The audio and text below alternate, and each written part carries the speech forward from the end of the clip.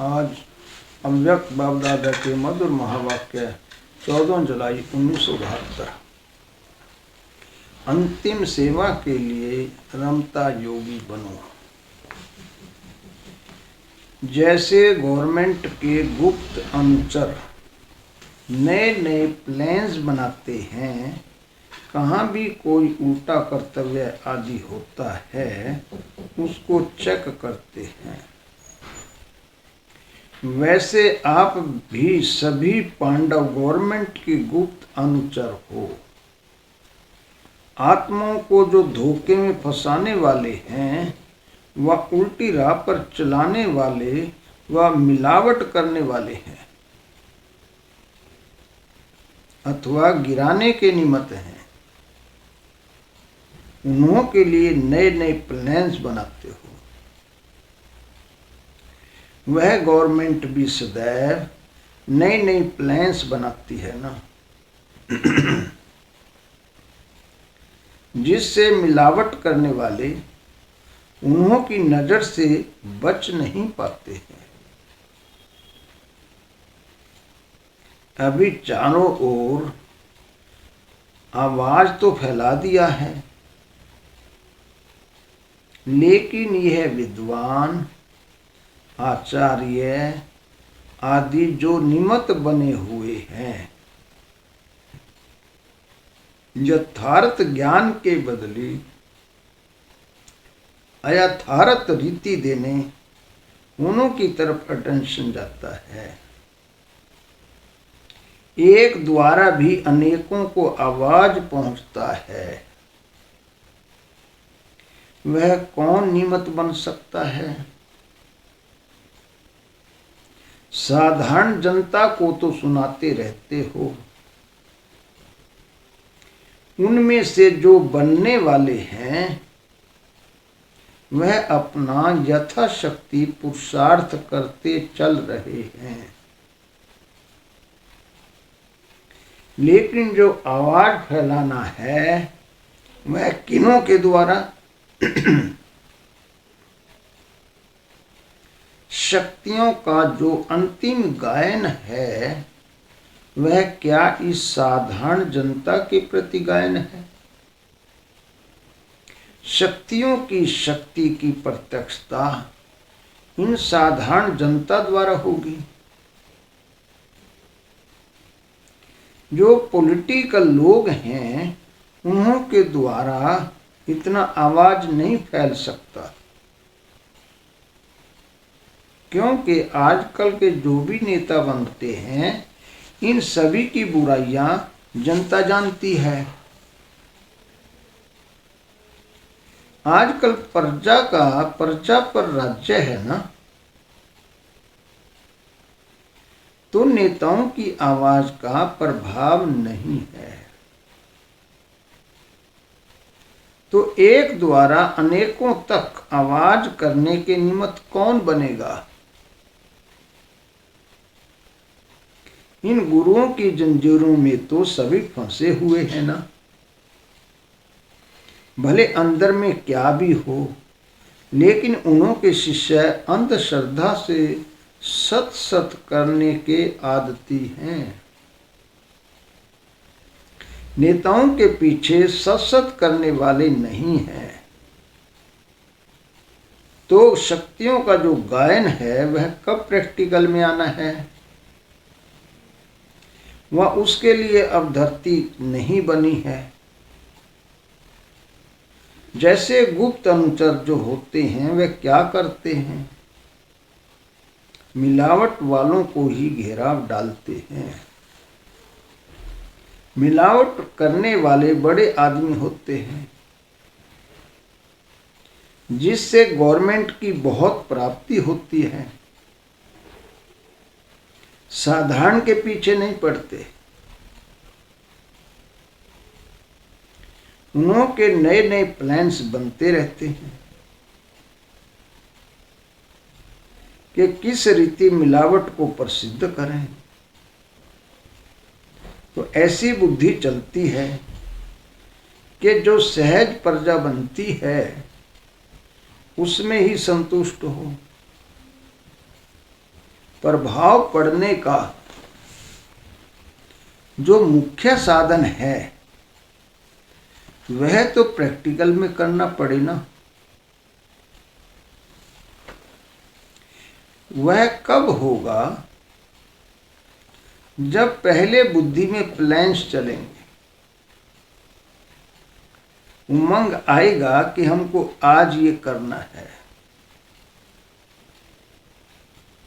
तो अभी वह संकल्प उठते हैं, वह संकल्प ही मर्ज हैं।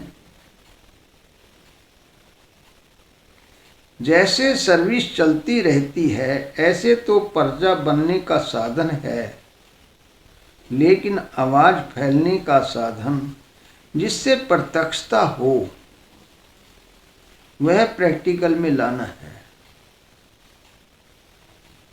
जब विमुख करने वाले सम्मुख आवे तब है प्रभाव। बाकी विमुख होने वाले सम्मुख आए तो कोई बड़ी बात नहीं है। इसलिए बाप से भी ज्यादा शक्तियों का, कुमारियों का गायन है। कन्याएं अर्थात ब्रह्मा कुमारियां। इसका मतलब ये नहीं कि कुमारी ही होगी, ब्रह्मा कुमार कुमारियां तो सभी हैं। कन्याओं द्वारा बाण मरवाए हैं। बाप खुद सम्मुख नहीं आए, सम्मुख शक्तियों को रखा है। तो जब प्रैक्टिकल में शक्ति सेना निमित्त है तो शक्तियों का जो विशेष कर्तव्य गाया हुआ है वह उन्हों से ही गाया हुआ है। वह उमंग उत्साह है। क्या सेमिनार करने से ही खुश हों? यह तो सभी साधन है। नंबरवार प्रजा बनाने के कुछ ना कुछ कनेक्शन में आते हैं और प्रजा बन जाती है।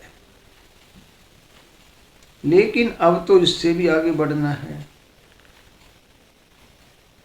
अंतिम सर्विस को प्रैक्टिकल लाने में अभी से तैयारी करो। पहले तो संकल्प रखो, फिर उसका प्लान बनाओ, फिर प्लान से प्रैक्टिकल में आओ। उसमें भी समय तो चाहिए ना। शुरू तो अभी से करना पड़े। जैसे शुरू में जोश था कि जिन्होंने हमको गिराया है उनको ही संदेश देना है। बीच में प्रजा के विस्तार में चले गए, लेकिन जो आदमी था वह अंत में भी आना है। जैसे माया की जंजीरों से छुड़ाने के लिए मेहनत करते हैं, वैसे ये थी बड़ी जंजीर है। वैसे ये भी बड़ी जंजीर है और अब तो दिन प्रतिदिन ये जंजीरें मोहिनी रूप लेते हुए अपनी तरफ खींचती जा रही हैं। उन्हों से सभी को कब छुड़ाएंगे? अंतिम प्रभाव का साधन यही है, जिसका गायन भी है कि चिंटी महारथी को भी गिरा देती है। गायन तो कमालियत का होता है ना। साधारण जनता को सुनाते रहते हो, वह क्या बड़ी बात है। यह तो वह मिलावट वाले भी करते हैं। झूठे लोग भी अपनी तरफ आकर्षित करते हैं। लेकिन जो अपने को महारथी समझते हैं उन्हों के पोल खोल दो।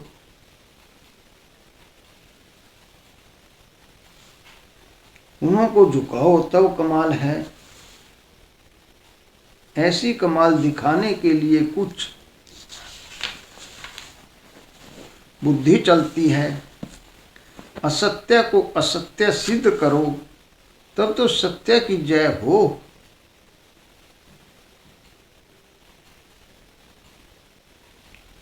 जय जयकार होगी ही तब। फिर इतनी मेहनत करने की जरूरत नहीं। इसके लिए प्लान्स चाहिए, तरीका चाहिए और अंदर में वह नशा चाहिए कि हम गुप्त अनुचर हैं। इन्हों के पोल सिद्ध करना हमारा काम है। हम ही इसके लिए निमित्त हैं।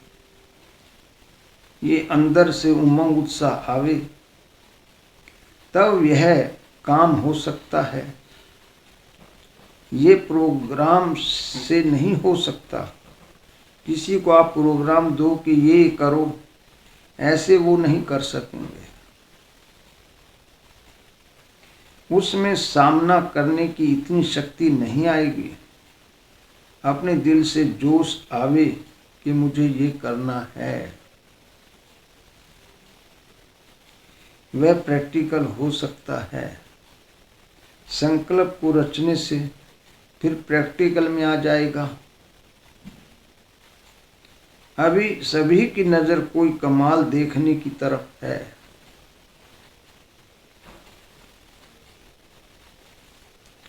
और बिना शक्तियों के ये कार्य पांडव अथवा कोई कर नहीं सकता। निमित्त शक्तियों को ही बनना है। जैसे शुरू में रमता योगी माफिक जहां के लिए भी संकल्प आता था, जोश में चल पड़ते थे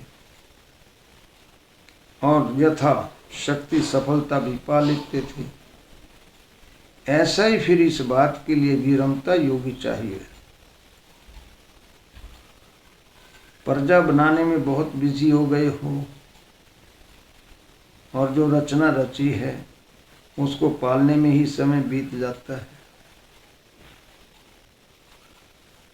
बाबा ने मुरली का सार दिया।